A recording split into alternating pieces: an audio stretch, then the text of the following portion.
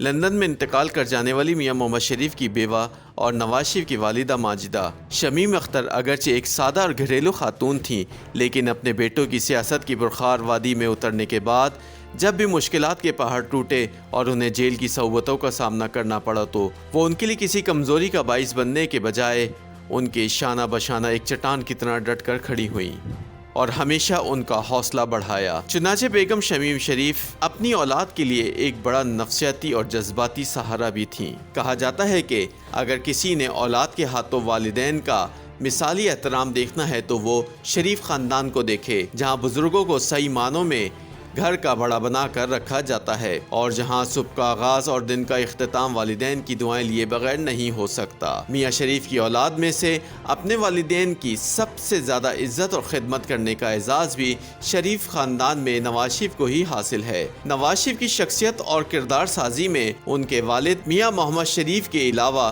ان کی والدہ کا بھی نمایاں حصہ تھا۔ بیگم شمیم شریف ایک سیدھی سادی، عبادت گزار گھریلو خاتون تھیں، جن کا کسی سیاسی سرگرمی یا دنیا داری کے کسی معاملے سے کوئی تعلق نہیں تھا، سوائے اس کے کہ جو کوئی بھی ان کے سامنے آتا اور احترام سے جھک کر انہیں سلام کرتا، وہ اپنے نرم مہربان لہجے میں انہیں دیر تک دعائیں دیا کرتیں۔ 1999 میں جنرل پرویز مشرف کے فوجی انقلاب کے وقت سب سے پہلے سڑکوں پر نکل کر سطح احتجاج بلند کرنے والے مشاہد اللہ خان کہتے ہیں کہ وہ مجھے بالکل نہیں جانتی تھیں، ذاتی حیثیت میں نہ سیاسی حیثیت میں، لیکن پہلی بار جب ان سے میرا سامنا ہوا اور میں نے انہیں سلام کیا تو ماں کی گرم آغوش کی یاد تازہ ہو گئی۔ وہ تا دیر مجھے دعائیں دیتی رہیں، بالکل مشرقی ماؤں کی طرح جو اپنے اور ہمسائے کے بچوں میں کبھی فرق نہیں کر پاتی۔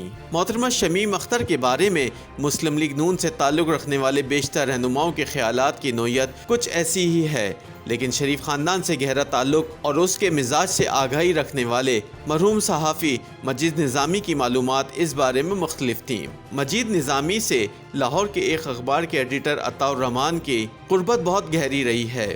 ان کے بقول نظامی صاحب کہا کرتے تھے کہ محترمہ شمیم اختر کوئی معمولی خاتون نہ تھیں۔ عمومی تاثر یہی ہے کہ شریف برادران کی پرورش اور تربیت میں ان کے والد میاں محمد شریف کی آہنی شخصیت اور مزاج کا حصہ بہت زیادہ ہے۔ یہ تاثر کچھ ایسا غلط بھی نہیں، لیکن نظامی صاحب کے خیال میں ان کی والدہ کا حصہ کہیں زیادہ ہے۔ وہ اکثر کہا کرتے تھے کہ شمیم اختر کی شخصیت کا ایک پہلو تو وفادار اور پروقار خاتون خانہ کا تھا، لیکن اس سب کے ساتھ ساتھ وہ ایک روحانی خاتون بھی تھیں۔ یہی وجہ تھی کہ میاں صاحبان خصوصاً نواز شریف اپنے ہر فیصلے سے قبل ان کی خدمت میں حاضر ہوتے اور اپنے منصوبوں، فیصلوں اور سیاسی مہم جوئی کے ارادوں سے انہیں سب سے پہلے آگاہ کرتے اور ان کی اجازت کے بعد ہی کوئی قدم اٹھاتے۔ مجید نظامی اکثر کہا کرتے تھے کہ میاں نواز شریف کی کامیابی میں ان کی والدہ کی سرپرستی اور رہنمائی کا کردار سب سے زیادہ ہے۔ سیاسی حریف اور شریف خاندان کی سیاست کے نقاد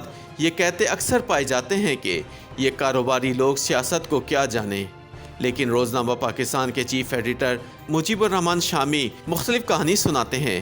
یہ 1999 کی بات ہے جب جنرل پرویز مشرف نے مسلم لیگ کی حکومت کا تختہ الٹ کر اقتدار پر قبضہ کر لیا تھا۔ نواز شریف اور خاندان کے دیگر افراد ابھی تک مختلف جیلوں میں بند تھے، جبکہ ان کے والد میاں محمد شریف کی نظر بندی چند روز پہلے ہی ختم کی گئی تھی۔ مسلم لیگ کے سینئر نائب صدر کی حیثیت سے اعجاز الحق ان دنوں فوجی حکومت اور شریف خاندان میں بیچ بچاؤ کرانے کے لیے متحرک ہوئے۔ اس مقصد کے لیے انہوں نے شامی صاحب سے رابطہ کر کے میاں محمد شریف تک رسائی کی کوشش کی۔ مجیب الرحمان شامی نے یہ درخواست ان تک پہنچائی تو انہوں نے اگلے روز ناشتے پر انہیں اس شرط پر مدعو کر لیا کہ ملاقات میں اعجاز الحق کے علاوہ خود مجیب الرحمان شامی اور لاہور کے ایک مؤثر دینی مدرسے کے محتمم مولانا عبد الرحمان اشرفی بھی موجود ہوں۔ قید و بند کی کیفیت سے گزرنے والے خاندان میں بے ترتیبی، ذہنی دباؤ اور جھنجھلاہٹ ایک معمول کی بات ہے۔ میاں محمد شریف سے ملنے کے لیے جانے والے اس وفد کے سامنے اگر اس کے کچھ مظاہر آ جاتے تو ان کے لیے حیرت کی کوئی بات نہ ہوتی۔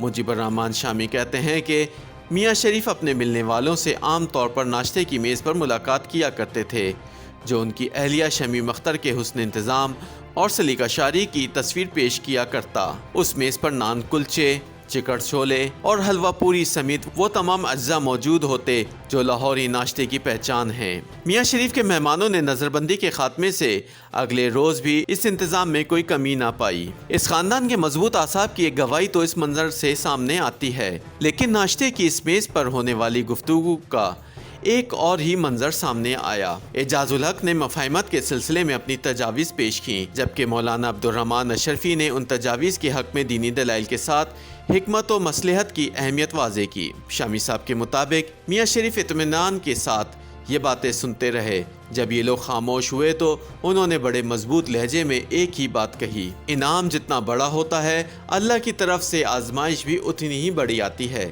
جو کوئی آزمائش پر پورا نہیں اتر سکتا وہ شکر گزاری کا حق ادا نہیں کر سکتا۔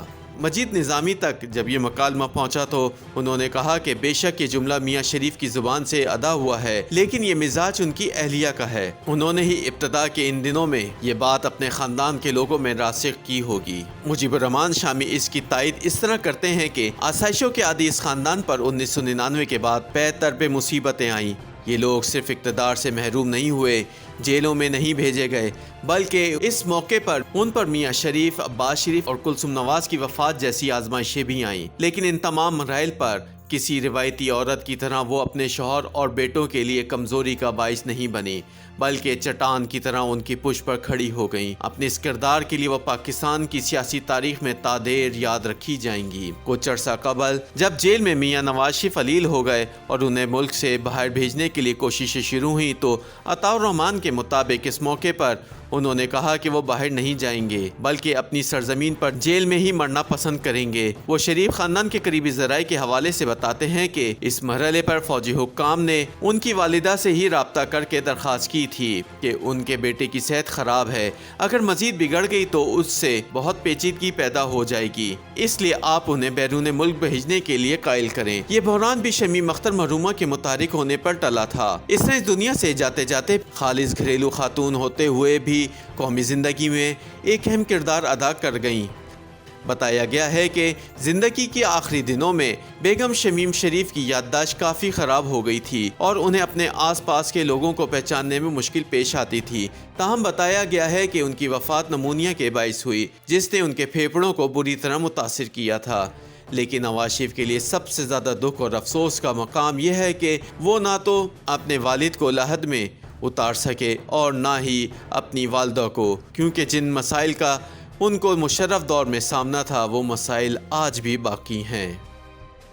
YouTube پر گوگلی نیوز دیکھنے کے لیے youtube.com کی سرچ بار میں googly news T V type کریں۔ گوگلی نیوز کے پیج پر سرخ رنگ کے سبسکرپشن والے بٹن پر کلک کرنا نہ بھولیے۔ YouTube پیج پر اپلوڈ ہونے والی ویڈیوز سے باخبر رہنے کے لیے بیل آئیکن پر کلک کیجیے۔ آپ کو ہر نئی ویڈیو کے بارے میں نوٹیفیکیشن موصول ہو جائے گا۔